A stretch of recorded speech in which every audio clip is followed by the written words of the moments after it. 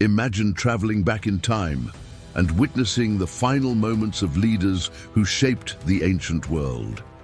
Respected generals, feared emperors, visionary politicians, each reached their final moment, carrying in their hearts their ambitions, frustrations, and regrets. But what did they really say when facing death? These last words often reveal much more than we can imagine about their character, motivations, and even the legacy they left for history. This is what we will talk about today. The last words of 10 great Roman figures, ranging from generals to emperors. We will explore how each of these names crossed the final threshold of existence, and most importantly, what went through their minds in that ultimate instant. Prepare to dive into shocking betrayals, displays of unlikely love, and even some wry comments in the face of eternity. But before we dive into these incredible stories, make sure you're subscribed to our channel and take a moment to hit the notification bell so you don't miss any of our videos full of historical curiosities about ancient Rome and the Empire. To understand the power that love and politics had over one of the most influential men of his time, we need to take a closer look at the figure of Mark Antony. The fall of such a strong man reveals the strength of his feelings. Mark Antony, the epic between Cleopatra and Rome.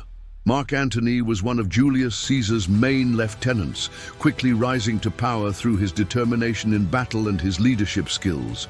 He was strong, robust, with a firm face and a magnetic personality, a true seducer, both to his allies and his enemies.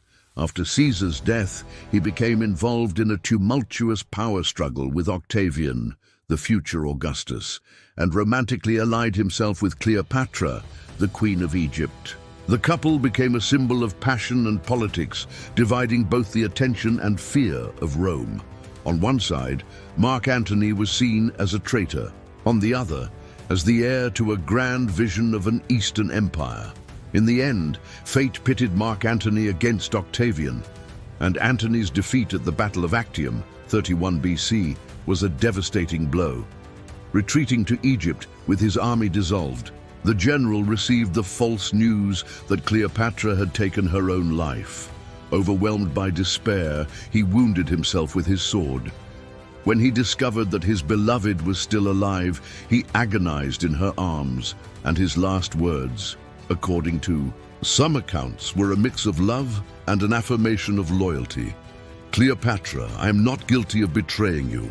It is said he departed confident in their love, still believing in the greatness they once possessed, in a tragic tale worthy of Greek tragedies. If Mark Antony lost everything for love and loyalty, Pompey the Great saw his end come by the blade of distrust and betrayal. But how did one of the most powerful men in Rome become a fearful fugitive? Pompey the Great, the tragedy of ambition. Pompey Magnus, or Pompey the Great, was a man with aristocratic features, with slightly wavy light brown hair and a serious gaze. He came from a respected lineage and accumulated incredible military victories that made him beloved by the legions and feared by his enemies. His initial alliance with Julius Caesar through the famous First Triumvirate, alongside Crassus, began to crumble as both their power and prestige grew, resulting in the civil war that would define the future of Rome. Defeated by Caesar at the Battle of Pharsalus, 48 BC, Pompey fled to Egypt seeking asylum and protection. However, King Ptolemy III, fearing Caesar's reprisals, chose to betray Pompey by ordering his execution even before he set foot on solid ground. It is said that his last words were a futile appeal to identify himself. "You know that I am Pompey the Great?"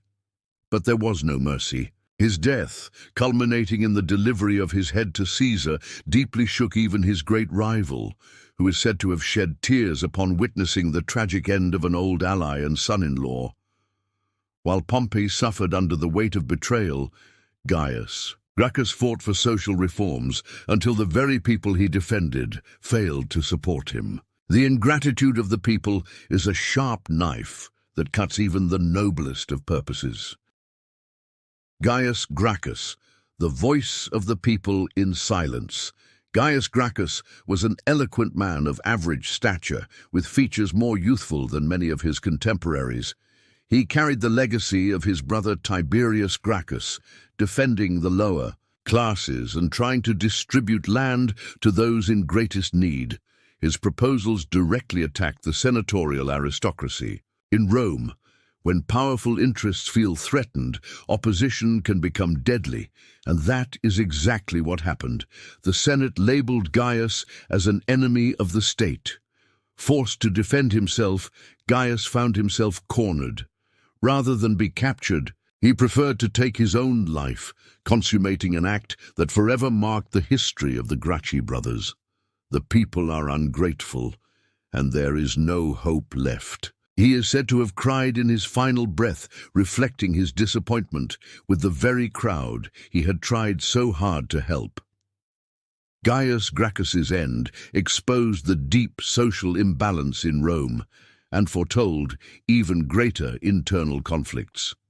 The Senate, relieved by his death, failed to realize that this episode would only increase the tension between patricians and plebeians, sparking future revolts and civil wars. From the tragic fate of Gaius Gracchus, we now move on to the figure of an emperor, who even in his final moments chose light-hearted humor.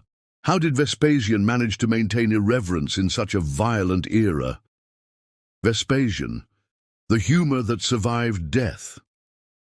Vespasian, already in his advanced years, had a robust appearance, marked by deep lines and thinning hair. He assumed the empire after the chaotic year of the Four Emperors, 69 AD, a period during which Rome saw a frantic succession of rulers. Although he faced enormous challenges, from revolts in Judea to economic problems in Rome, his government brought some stability, strengthening the frontiers and reorganizing public finances. He was famous for his good humor, even in delicate situations. When his final hour approached, it is said that he made a joke about the tradition of deifying emperors after death, saying, "Woe is me, I think I'm becoming a god." While many bid farewell in dramatic tones, Vespasian chose irony to face his last breath. His death in 79 AD marked the beginning of his son Titus's reign, preserving the Flavian dynasty. But what remained in the collective memory was the light way in which he dealt with the inevitable fate, a rare gesture among the powerful, who feared oblivion as much as death itself. If Vespasian used humor in his final moments, Germanicus employed indignation and a thirst for justice. But what circumstances led this young and promising general to such an untimely end? Germanicus, the hero of Rome and his final cry. Germanicus was a man with a noble bearing, fair skin, and an athletic build. Much beloved by the troops, he represented the hope of a fairer and more dynamic empire. His charisma was such that many saw him as a potential successor to Tiberius, the emperor at the time. He led successful campaigns in Germania, earning the respect and adoration of the legions. However, his popularity began to irritate the power brokers in Rome, possibly even Tiberius himself. On one of his expeditions in the east, Germanicus suddenly fell ill. Many believe he was poisoned by political enemies who feared his rise. On his deathbed, he is said to have bitterly cried out, "If there is justice in the world, my death will be avenged." The repercussions of his death were intense in Rome. The populace and the troops revolted, demanding answers. The tragic way he departed made him a martyr of military loyalty and a symbol of how power destroys even the most promising. Have you ever wondered how this event shaped the destiny of an empire? Leave your like now, so we can keep bringing you stories as impactful as this. After experiencing the outcry of young Germanicus, let us move on to the one who changed the course of Rome and perhaps had an unexpected farewell. Julius Caesar Augustus, the first emperor, transformed the Republic into an empire. But how did he say goodbye? Julius Caesar. Augustus, an emperor on stage. Augustus, with his serene expression and short hair, reigned for decades, becoming virtually the personification of Roman power. His figure was surrounded by both reverence and fear. He called himself Princeps, the first citizen, but his authority was unquestionable. Among his great achievements, such as the Pax Romana and the administrative reorganization of the empire, Augustus struggled to maintain an image of republican modesty. Still, he concentrated more power in himself than any other man in Rome until then. In his final days, he reflected on his extensive reign as if it were a grand theatrical play. His final phrase resonates, "Very well, the show is over, applaud." Delivered in an almost dramatic tone, it is believed he saw political life as a stage and his reign as a carefully directed performance. His death closed a crucial chapter in Roman history, paving the way for a complex process of succession. The man who had pacified Rome and erected magnificent monuments now took his final bow, leaving his heir, Tiberius, to face the throne. If Augustus saw power as a grand spectacle, Cato the Younger viewed the Republic as a sacred cause. How does one deal with the rise of leaders seeking unlimited power when you are the last bastion of Republican ideals?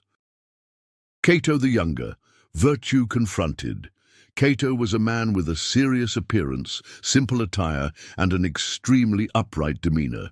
He fervently supported republican virtue and harbored deep disdain for the increasingly autocratic tendencies emerging. In Rome, he opposed Julius Caesar and, after the defeat of the Republicans, took refuge in Utica.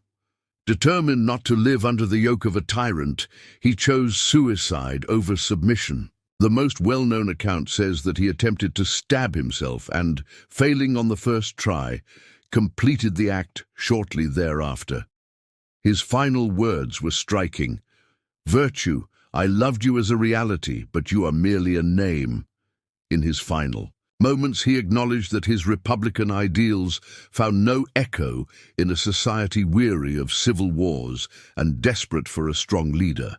His death symbolizes the end of strong republican resistance, a tragic note for those who still believed in the old egalitarian Rome. Cato lived and died for the cause he defended, becoming an icon of integrity for many later Roman thinkers.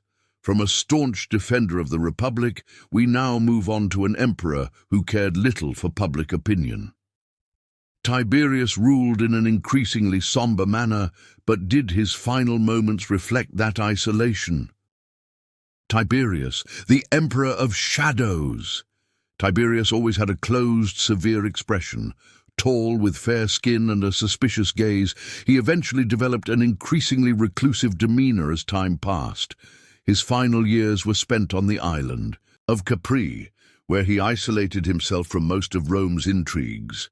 His reign was marked by suspicions of conspiracies and a series of trials for treason. It is believed he came to distrust everyone around him, fueling an atmosphere of terror at court. Already weakened, Tiberius appeared to die, only to have a brief recovery that caught his adversaries by surprise. It is said that he even commented, with a sarcastic tone, something like, "Van Emperor, we're about to die?" A reference to the disdain he felt for those eagerly awaiting his death. However, this lasted only a short while. It wasn't long before he was smothered on the orders of Macro, the head of the Praetorian Guard, who soon made Caligula the new emperor. Tiberius's shadow faded, but his practices of distrust and fear remained embedded in Roman political culture. Now, let us leave behind the melancholy of Tiberius and move on to a figure who still carries the stigma of betrayal today. Brutus, the adopted or almost son of Julius Caesar, is remembered for his final act of stabbing the man who had embraced him. But what did he feel at his own end? Marcus Junius Brutus, between honor and betrayal, Brutus was considered an aristocrat with a serious face, refined features, and a reserved personality, Although he was admired for his sense of honor, he was influenced by republican ideals and believed that Caesar was becoming a tyrant. His participation in Caesar's assassination on the Ides of March in 44 BC put him in the spotlight of history. Et tu, Brute became the ultimate expression of Caesar's disillusionment upon seeing his protege among the conspirators. After Caesar's death, Brutus joined forces with Cassius to confront the armies of Mark Antony and Octavian, but he was defeated at the Battle of Philippi, 42 BC. With no alternatives left, he took his own life. There are records that his last words reflected disillusionment. Virtue does not exist. It was the moment he realized that no matter how hard he fought for the republican ideal, reality imposed itself in a cruel and inescapable manner. Finally, we come to the most iconic figure of the entire Roman Republic, Julius Caesar. His revolutionary deeds changed the way of governing, and his downfall changed Rome's destiny forever.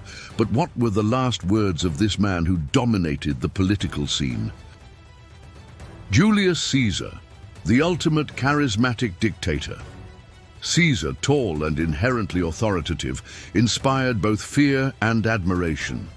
With vast military conquests, he expanded Rome's frontiers and accumulated nearly absolute power.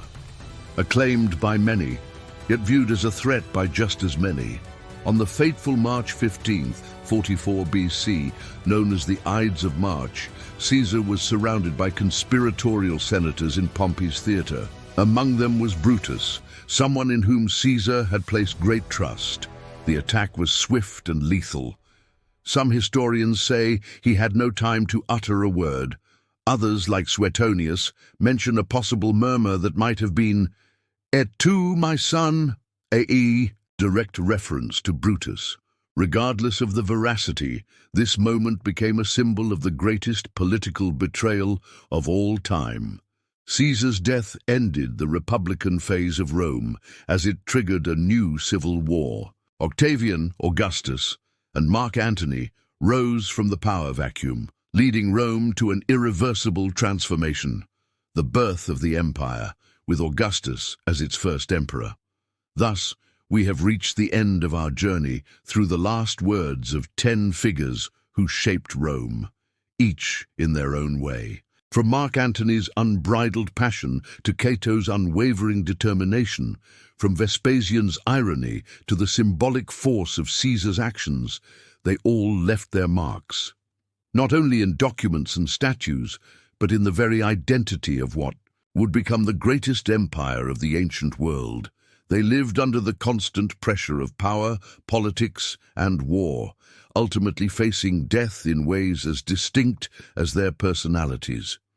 Even in their final moments, they left phrases that, in a way, sum up their worldviews, whether of love, betrayal, justice, or even humor. It is as if the end was the perfect moment for true character and genuine feelings to emerge. If you enjoyed this journey through time and want more fascinating stories of the Roman Empire, subscribe to our channel, leave a like, and share this video with your friends who are passionate about history. This way, you help us continue bringing more content and reflections on the ancient world. Thank you very much for watching, and see you in the next video.